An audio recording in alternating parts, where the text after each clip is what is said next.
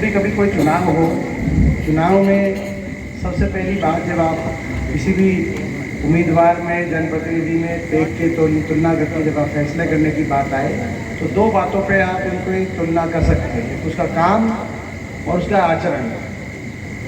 जब आपने मुझे यहाँ से सांसद के रूप में मौका दिया, रोहतक लोकसभा सीट से एक सांसद के रूप में आपका प्रतिनिधित्व करने का, तो उस समय जो रोहतक को आगे लेके जाने के मैंने काम किए थे वो सारे काम आपको याद होंगे। चाहे वो रोहतक को चारों तरफ इंफ्रास्ट्रक्चर के रूप में 4 लेन 6 लेन हाईवे स्थापित कराने की बात हो, चाहे तो रिंग रोड बाईपासेस की बात हो, चाहे शैक्षणिक संस्थाएं, राष्ट्रीय स्तर की जितनी शिक्षा की संस्थाएं भारत सरकार की हैं, आज इस बात का गर्व है कि वो सारी एक साथ दिल्ली में भी नहीं है लेकिन सारी रोहतक में आज हम उसमें लेके आ पाए। चाहे वो IIM हो, Indian institute of management, institute of hotel management हो, चाहे FDDI हो, prepare design development institute, skill develop university हो, IIT दिल्ली का एक्सटेंशन सेंटर आया, झज्जर में एम्स का फेज 2 आया, नेशनल कैंसर इंस्टीट्यूट आया,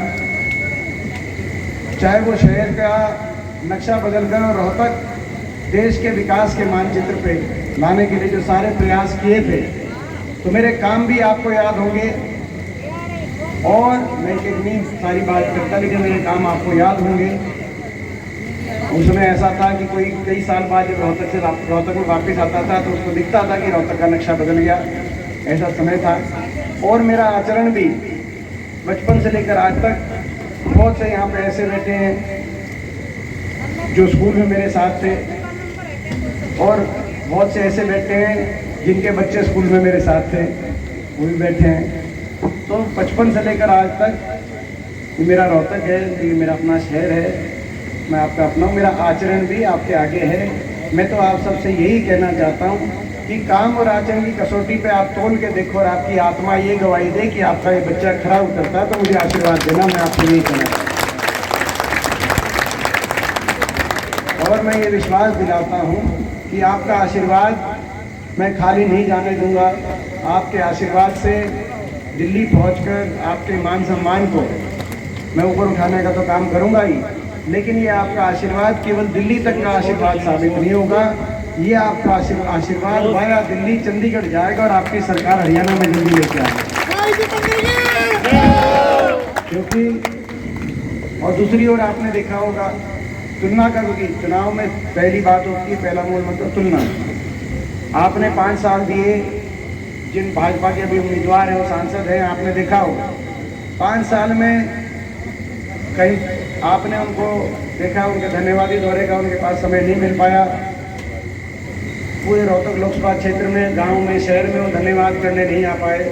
काम की बात तो आगे आती है, काम तो कोई एक विकास का काम, कोई एक कॉलेज, कोई एक अस्पताल, कोई एक नया कोई बड़ी परियोजना ये नहीं बता सकते, काम कुछ किया नहीं। लेकिन जो बत्रा साहब ने बात की, सही की कि जो है सांसद कोटा 25 करोड़ का सांसद कोटा आता है, उसमें से भी आपको पता है, अखबार में खबर छपी कि केवल 2 करोड़ 52 लाख खर्च हुए। दैनिक भास्कर में जब ये खबर छपी, मैं समझता हूँ कि केवल हरियाणा ही नहीं, शायद देश में सबसे कम हो। तो ये अपने आप में आपके सामने है, तो ये मैं समझ, और उनकी रुचि भी नहीं, रोहतक में उनकी रुचि नहीं है। आपको पता है करनाल से सांसद रहे, वो करनाल से ही टिकट मांगते थे, बीजेपी ने उनको यहाँ से उतार दिया। जब उन्होंने कांग्रेस पार्टी छोड़ी थी, कांग्रेस पार्टी जब उन्होंने छोड़ी, पहले करनाल से सांसद थे केडी जी, जब करनाल से सांसद थे तो उस समय जब उन्होंने कांग्रेस पार्टी छोड़ी तो उन्होंने हम पे आरोप लगाया कि सारा काम इन्होंने रोहतक में कर दिया, इसीलिए मैं कांग्रेस पार्टी से, आपको याद होगा। फिर वो रोहतक ही आ गई, बीजेपी ने रोहतक उन्होंने कर दिया, वो यहाँ से जो है उनको आपने जो है यहाँ से उनको अवसर मिला, तो आप सोच सकते हो। और वो जो है अपना उनकी रोहतक, अब इस बार भी करनाल से, और जहाँ तक बीजेपी की बात है, ना बीजेपी को रुचि, आपने देखा होगा बीजेपी ने तो रोहतक की सीट छोड़ दी थी जेजेपी के लिए, तो जेजेपी के लिए कि भाई जेजेपी के लिए रोहतक की सीट छोड़ते, और जेजेपी ने रोहतक की सीट का नाम सोच के गठबंधन छोड़ दिया। लेकिन आपने लिखा, लेकिन अपने जीवन की अंतिम सांस तक रोहतक के, मैं अपने रोहतक के लोगों के आशीर्वाद को जीवन के अंतिम सांस तक नहीं छोड़ सकता। ये फर्क है। ना किन्नौर जा सकते भाई, ना कहीं और जा सकते हैं। हम तो जीवन के अंतिम सांस तक जो है हमारे देश के लिए समर्पित है, मेरे प्रदेश के लिए समर्पित है और मेरे रोहतक के लिए समर्पित है। जीवन का अंतिम सांस तक यहाँ पर आगे लेकिन ये फर्क क्या आप समझ सकते हो? तो ये मैं समझता हूँ कि आपको फैसला करना है, और ये बात भी सही है, इसमें कोई दो राय नहीं।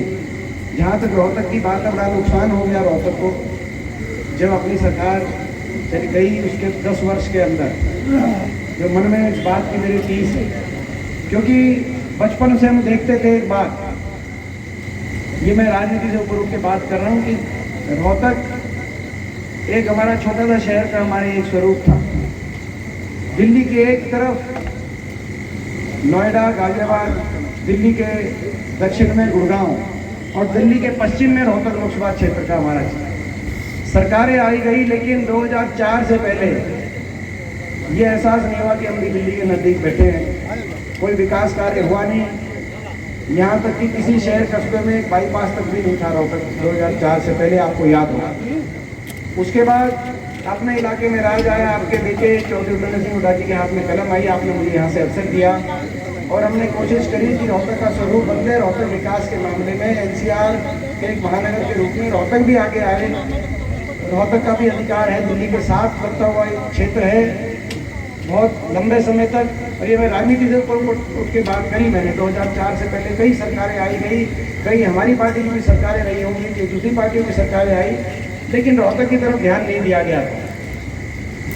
और जब 2004 से 14 तक उन 9.5 सालों में रोहतक आगे गया, पहचान बनने लगी, देश के मानचित्र पे आया।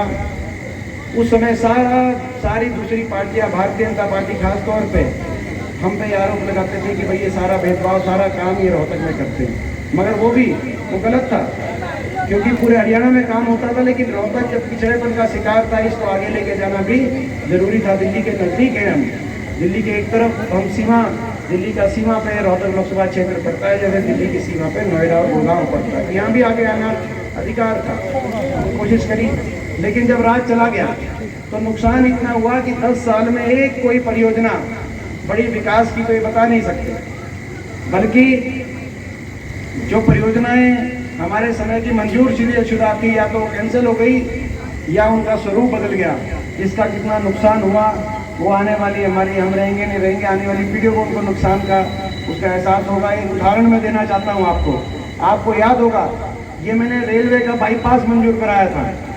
ये रेल बाईपास मंजूर कराया था, उस समय विपक्ष के लोगों ने बड़ा ये कहा कि भाई रेल का बाईपास, भाई ये कैसे, ये अमेरिका नहीं है, दीपेंद्र कैसे बाईपास मंजूर कराया। मैंने मंजूर कराया। मल्लिकार्जुन खड़गे जी जो आज हमारे कांग्रेस के अध्यक्ष है, वो रेल मंत्री थे। 2013 में वो आए थे ओल्ड ITI ग्राउंड में, मल्लिकार्जुन खड़गे जी बतौर रेल मंत्री, उन्होंने उसका फाउंडेशन स्टोन रखा। देश का पहला रेल बाईपास, रेल बाहर चली जाती है, बीच में इतनी बढ़िया सुनहरी सड़क वो बनती है, हमारे जो रोहतक के विकास की धुरी बनती है, एकदम जो है गुड़गांव तक की तरह की, एक बीच में हम वो स्वरूप निकालते हैं। बाईपास का, रेलवे बाईपास की जमीन एक्वायर होकर काम शुरू जब होने लगा, सरकार बदल गई। तो जो मौजूदा सरकार में ऐसे लोग आए, उनको पता नहीं क्या अहम था कि इस प्रोजेक्ट का नाम दीपेंद्र के साथ जुड़ा हुआ है, उन्होंने उसको बदल के दोबारा से रेल का पुल बना के अंदर से रेल का बाईपास कैंसिल करा लिया। जो है दीपेंद्र रहेगा नहीं रहेगा, आप रहोगे नहीं रहोगे, फिर रोहतक तो रहेगा, ये रोहतक की जनता रहेगी। ऐसे प्रोजेक्ट जो आने वाली, जो है मैं समझता हूँ कि आने वाली हमारी पीढ़ियों का एक स्वरूप दें, उनको इस तरह से आपने नुकसान। दूसरा उदाहरण मेट्रो, ये जो मेट्रो है, आपको याद है 2014 में जब हमारी सरकार बदली, बीजेपी की सरकार आई, उससे पहले हरियाणा में हुड्डा सरकार ने 81 किलोमीटर मेट्रो बनवाने का काम किया था। 4 शहरों को मेट्रो से जोड़ा था हमने, गुड़गांव फरीदाबाद, बल्लभगढ़ और बहादुरगढ़ में जहां मेट्रो हम लेके आए थे, 81 किलोमीटर मेट्रो बनवाई थी। 10 साल में 1 इंच भी मेट्रो ये नहीं मैं कह रहा 81 किलोमीटर क्यों नहीं बनाई इन्होंने, मगर 10 साल में एक खंबा भी मेट्रो का आगे किसी दिशा में मंजूर नहीं करवा पाए। 10 साल इनकी सरकार रही, कोई रुचि नहीं थी काम में, या ध्यान नहीं था, या ये कोई एजेंडा नहीं था, मुझे नहीं पता। मेट्रो नोएडा से ग्रेटर नोएडा पहुंच गई, आरआरटीएस कॉरिडोर गाजियाबाद से मेरठ पहुंच गया, और ये जो नोएडा और ग्रेटर नोएडा और जो मेरठ पहुंचा है उससे बहुत पहले बहादुरगढ़ से यहाँ तक की सैद्धांतिक मंजूरी हो चुकी थी। अब तक तो यहाँ पे आ जानी चाहिए थी, लेकिन कहाँ 81 किलोमीटर हमने बनवाई, एक खंबा मेट्रो का मंजूर नहीं करा। इसीलिए जब ये नारे देते हैं अपने खुद के लिए, स्वार्थ के लिए नारे देते हैं, कहते हैं कि हम बाबा साहब संविधान तोड़ेंगे 400 पार, संविधान पे तो आज नहीं आने देंगे कि घमंड को लोग जरूर तोड़ेंगे, लेकिन ये जो नारे देते हैं, ये जो नारे देते हैं 400 पार, ये खुद के लिए देते हैं, ये किसी आपके लिए नहीं दे रहे कि भाई 400 पार क्या, वो 400 पार खुद के एमपी। हमारा नारा आपके लिए कह रहे 400 पार, हमारा नारा मेट्रो जाएगी रोहतक पार।